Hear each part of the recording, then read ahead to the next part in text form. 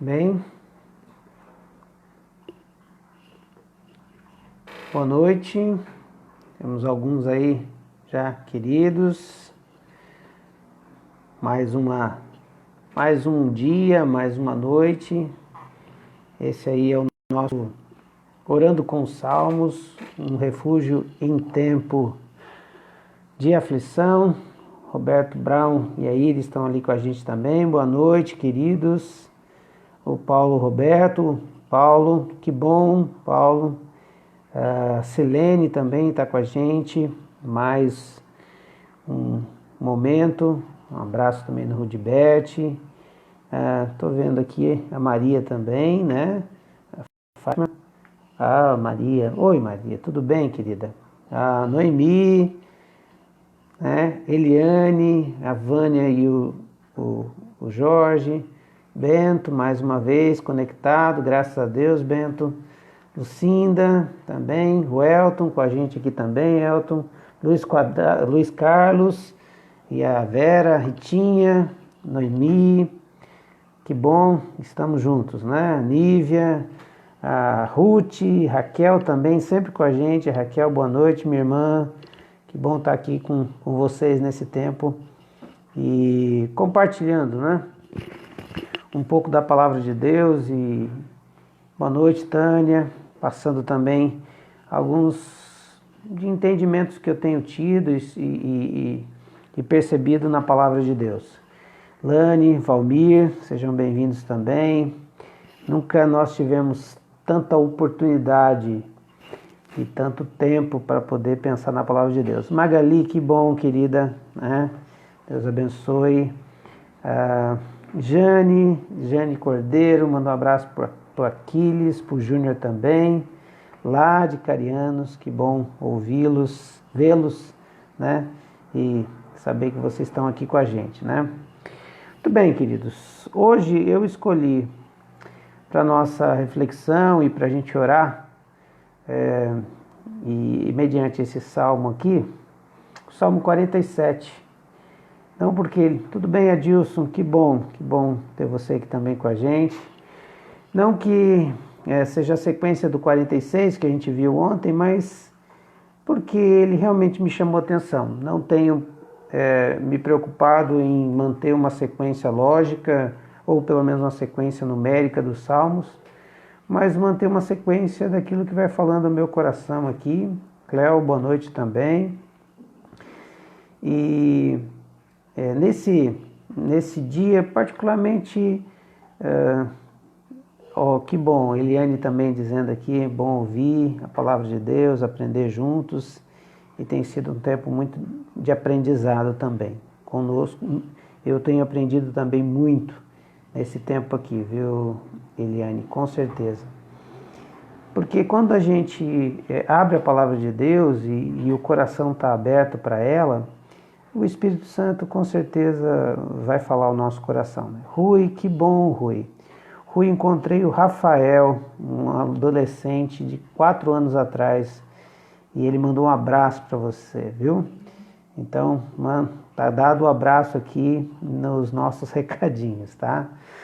Muito bem, eu queria então ler com vocês juntos Salmo 47 e meditar nele, o que Deus está falando conosco nesse tempo de coronavírus, né? Batam palmas, vocês, todos os povos, aclamem a Deus com cantos de alegria, pois o Senhor Altíssimo é temível, é o grande Rei sobre toda a terra.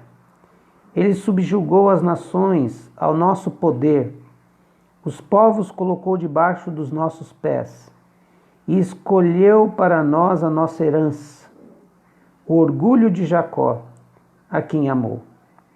Deus subiu em meio a gritos de alegria, o Senhor em meio ao som de trombetas. Ofereçam música a Deus, cantem louvores, ofereçam música ao nosso Rei, cantem louvores, pois Deus é o Rei de toda a terra. Cantem louvores com harmonia e arte. Deus reina sobre as nações, Deus está assentado em seu santo trono. Os soberanos das nações se juntam ao povo do Deus de Abraão, pois os governantes da terra pertencem a Deus, e ele soberanamente é exaltado. Os queridos entraram aqui depois, Fabrício, a Juliana, que bom, queridos, manda um abraço para Yasmin. Eliane, lá de Cariano, seja muito bem-vinda, querida, Deus abençoe. Salmo 47, o que esse salmo me despertou? Duas expressões. A primeira, rei sobre toda a terra.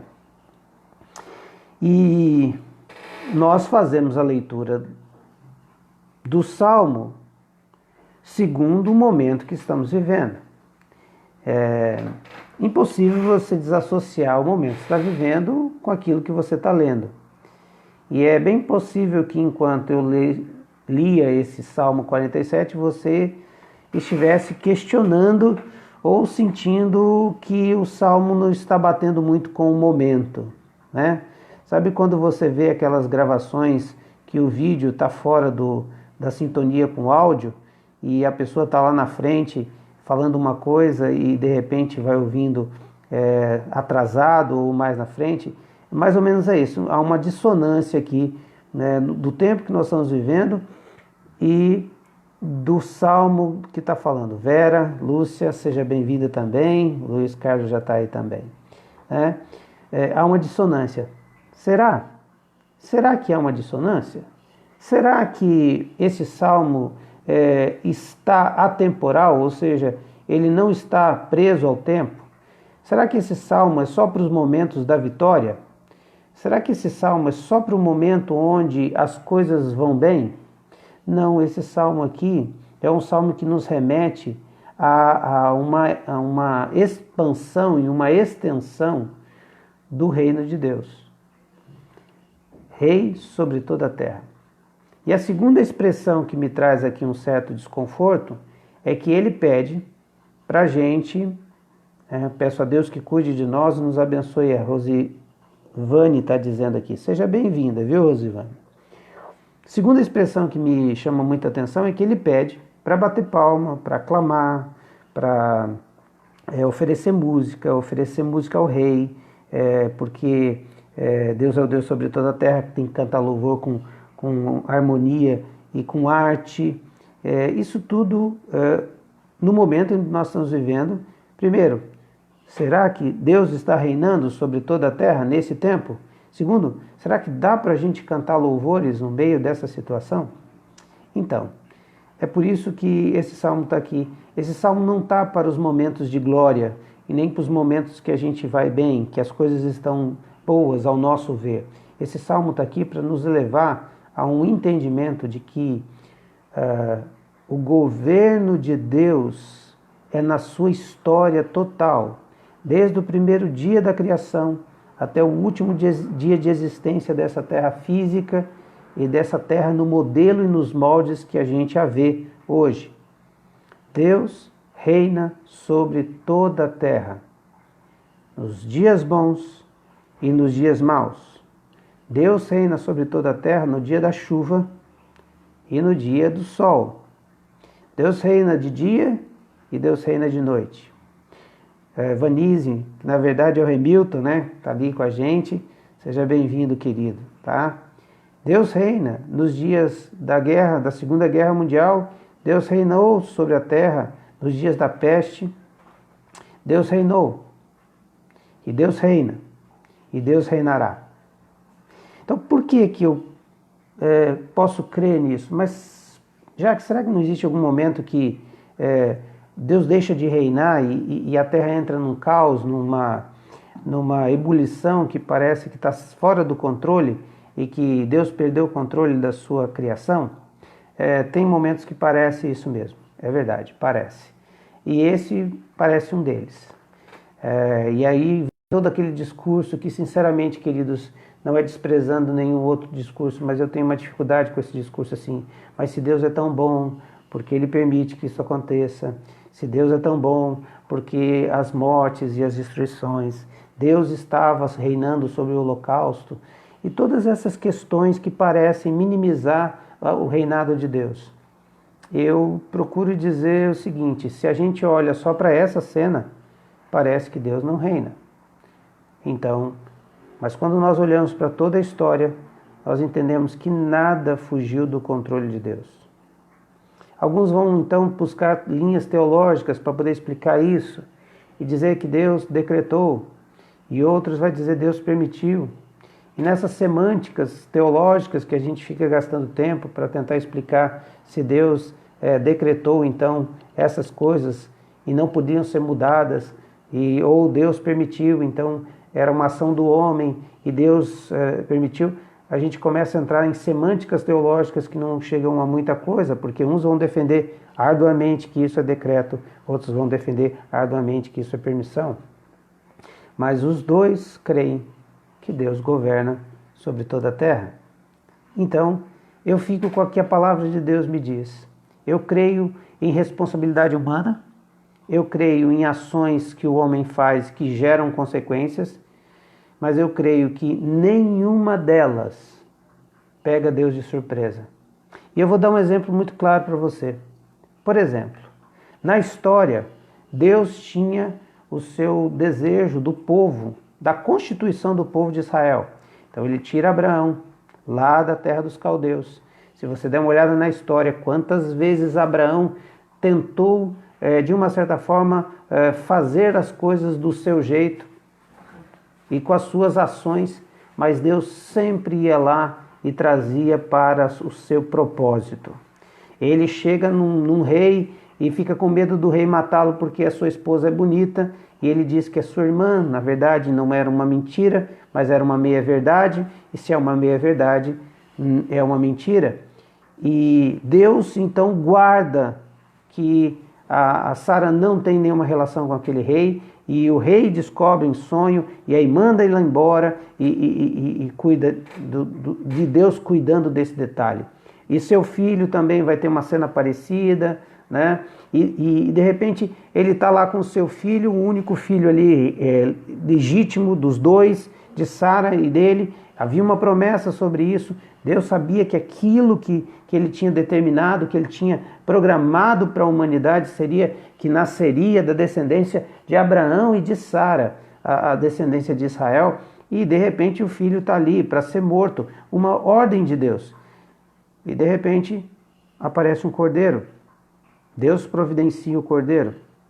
É Deus cuidando da história. É Deus rei na história. Depois, a cena de José. Tem muitas cenas de cuidado de Deus.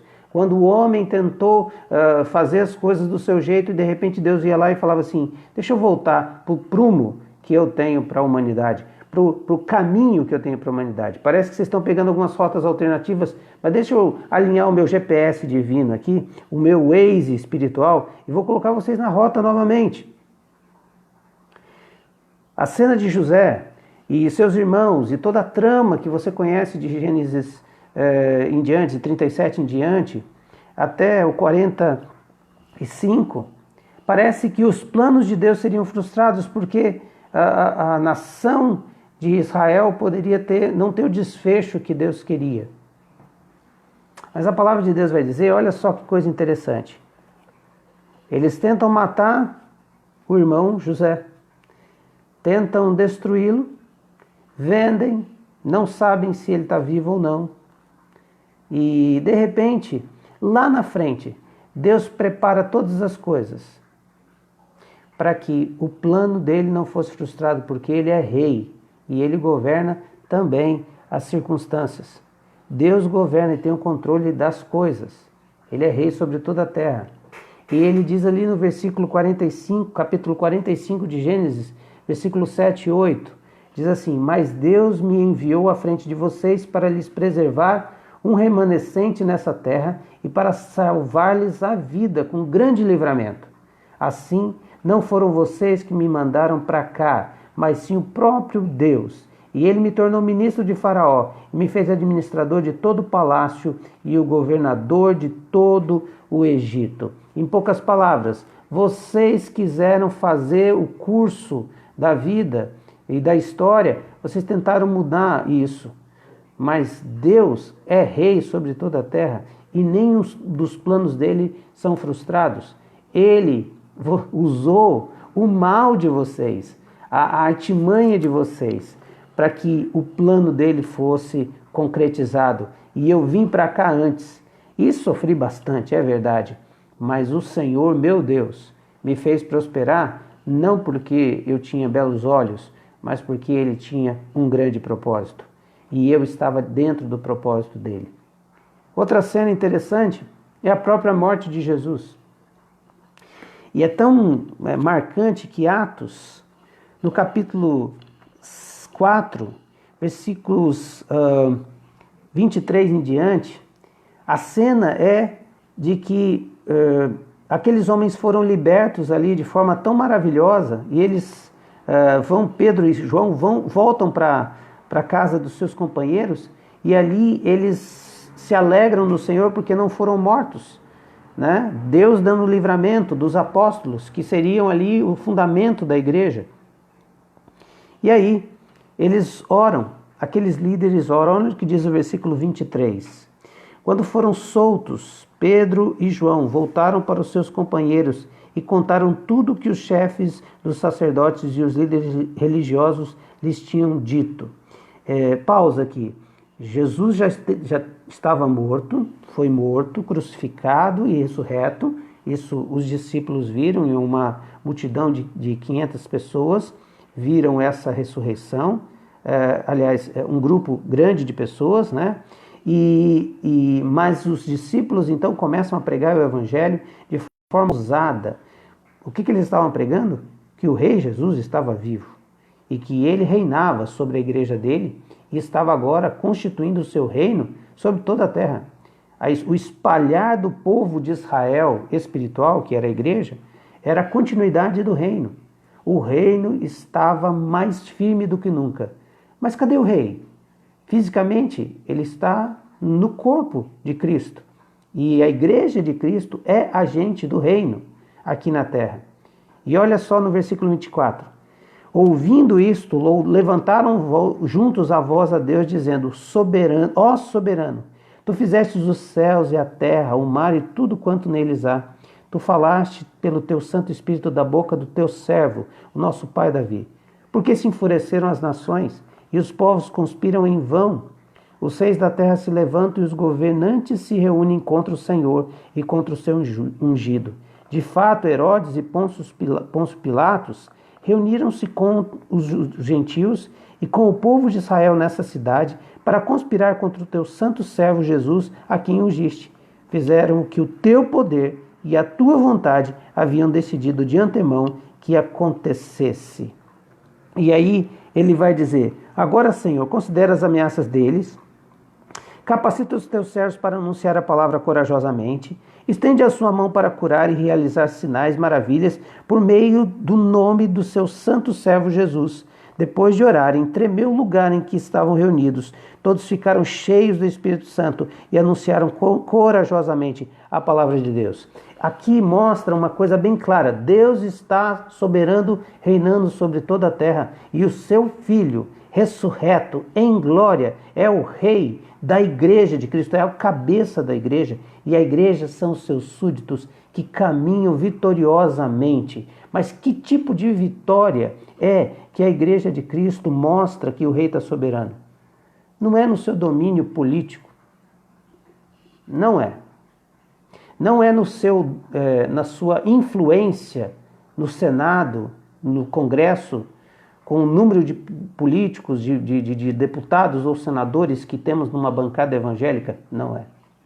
Não é o poder de influência de dizer que tem um contato direto com o nosso governante, o nosso presidente, ou que tem um contato direto com o Trump, que é o governante dos Estados Unidos. Não é esse poder. O poder da igreja e o reinado de Cristo é exatamente no meio de todo o caos, que eles estavam recebendo perseguição.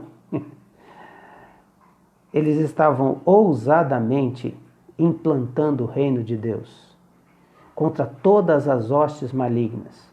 Os homens acharam que conspiraram contra Deus e que venceram o seu ungido. Acharam que mataram Jesus. Eles acharam destruíram a obra daqueles nazarenos, mas eles estavam fortalecendo a obra, porque a morte de Cristo trouxe vida, e na vida que Cristo deu, a igreja se fortaleceu. E é a partir daquele momento que surgiram homens e mulheres que não tinham mais medo em meio às dores e sofrimentos que ocasionalmente eles poderiam viver. O Senhor reina sobre a história. O Senhor reina sobre as circunstâncias. Se você olhar essa cena do coronavírus, nós vamos achar que o Senhor não reina. Mas se nós olharmos em toda a história, que o coronavírus é um dos sinais que foram preditos em Mateus 24 e tantos outros textos que Jesus vai falar sobre a sua volta, dizendo que haveria sinais, e um deles é sim, essa pestilência, esses sinais onde o mundo se torna vulnerável, fragilizado, para poder perceber que há um rei sobre todas as coisas. Como o Salmo diz, os soberanos das nações se juntam ao povo de Deus. Os soberanos das nações, eles são, Deus reina sobre as nações. Ele está sentado em seu santo monte, em seu santo trono. Ele tem poder. Os reis da terra têm que se curvar diante desse rei. Esse rei é eterno. O coronavírus, para nós, não deve ser um motivo de assombro. O coronavírus deve ser para nós um motivo de alerta, porque nós estamos do lado daquele que é o rei da terra. Nós teremos as terras como herança. Olha só, ele subjugou, versículo 3, as nações do seu poder. Os povos colocou debaixo dos nossos pés. E escolheu para nós a nossa herança, o orgulho de Jacó, quem amou. Não, aqui, Davi estava pensando nesse subjugar também das nações em torno de Israel. Mas eu queria dizer para você que nós vamos herdar com Cristo a vida eterna, os céus e a terra, herança do Senhor para a sua igreja. É o dote é a herança que Deus estará deixando conosco, e nós vamos viver e reinar com Ele eternamente. Deus reina. Mais duas cenas que eu queria deixar com você. O Senhor reina sobre toda a história. Pega Gênesis, abra o primeiro versículo do primeiro capítulo, os 3 primeiros versículos de Gênesis na sua Bíblia. No princípio criou os céus e a terra. E essa palavra criou aqui é criar do nada. Eu e você não conseguimos criar as coisas do nada. Nós sempre temos que ter sempre uma obra-prima, uma matéria-ficção, né? Se você vai criar alguma coisa, você precisa ter ingredientes. Os nossos queridos que fazem bolo, para eles criarem um bolo, tem que ter os ingredientes. O marceneiro, para criar uma peça, precisa ter madeira. O que faz construção civil, ele não constrói a casa do nada, ele tem que ter tijolos e todos os ingredientes. Ninguém consegue criar do nada, só Deus. Por quê? Porque Ele é Rei, soberano e poderoso. Então, Ele cria a terra, e ela era sem forma e vazia, trevas cobriam sobre a face do abismo, e o Espírito de Deus se movia sobre a face das águas. Mesmo quando não tinha nada uniformemente criada, Ele já reinava sobre a face das águas. E disse Deus, haja luz, e houve luz. Esse é o nosso Deus, com poder para criar. Ele criou, Ele sentou sobre a face das águas, o Espírito dele pairava sobre esse lugar, e quando Ele disse, haja, houve. Esse é o nosso Deus. Mas vamos para o fim da história, o último capítulo de Apocalipse, os últimos versículos, o versículo 1 em diante, diz assim, então o anjo me mostrou o rio de água da vida, que claro como cristal, fluía do trono de Deus e do Cordeiro, e no meio da rua principal da cidade, de cada lado do rio, estava a árvore da vida, que frutifica 12 vezes por ano, uma por mês. As folhas da árvore servem para a cura das nações, e já não haverá maldição nenhuma. O trono de Deus e do Cordeiro estará na cidade, e os seus servos o servirão, e eles verão a sua face, e o seu nome estará em suas testas.